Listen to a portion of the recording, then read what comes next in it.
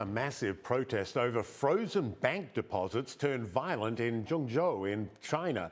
Police clashing with demonstrators on Sunday. Demonstrators who were angry that some rural banks have kept millions of dollars frozen since April.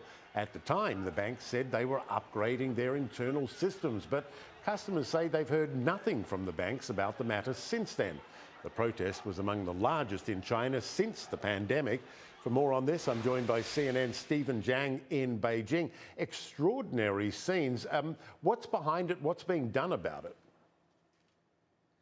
Michael, indeed such an extraordinary scene to see more than 1,000 people show up on Sunday morning to stage this rare protest in front of the provincial branch of the country's central bank demanding their money back. But that's also why the provincial authorities went to such great lengths, as you mentioned, even tampering with these people's health QR codes, which is such a basic necessity for anyone in China to leave their homes these days. But that effort really failed after a nationwide backlash, which is why this protest eventually took place, with demonstrators really training their fire at the local authorities, hurling the Chinese national flags and chanting slogans, with some banners accusing the local police of using violence against them and even calling for human rights and the rule of law. But their peaceful tactics really didn't make their protest last that long. After a few hours of standoff, you could see hundreds of local security personnel, many plainclothes agents charging towards this crowd, forcibly removing everyone, including the elderly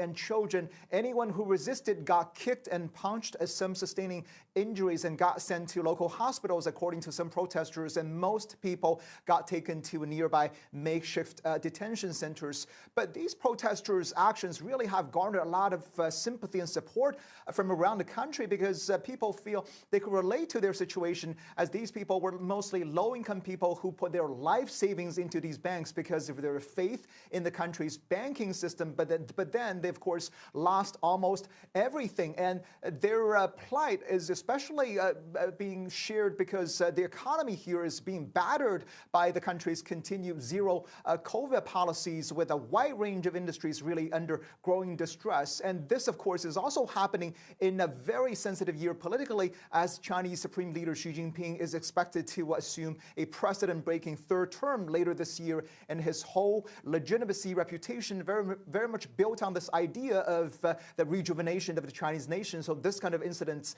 huge embarrassment for him, for sure. That's why we've seen the local authorities there take such extreme actions to suppress this peaceful protest, because they're so worried about a tinderbox situation. They simply do not want to see any sparks that could ignite more anger and frustration, not only in their province, but across China. Michael?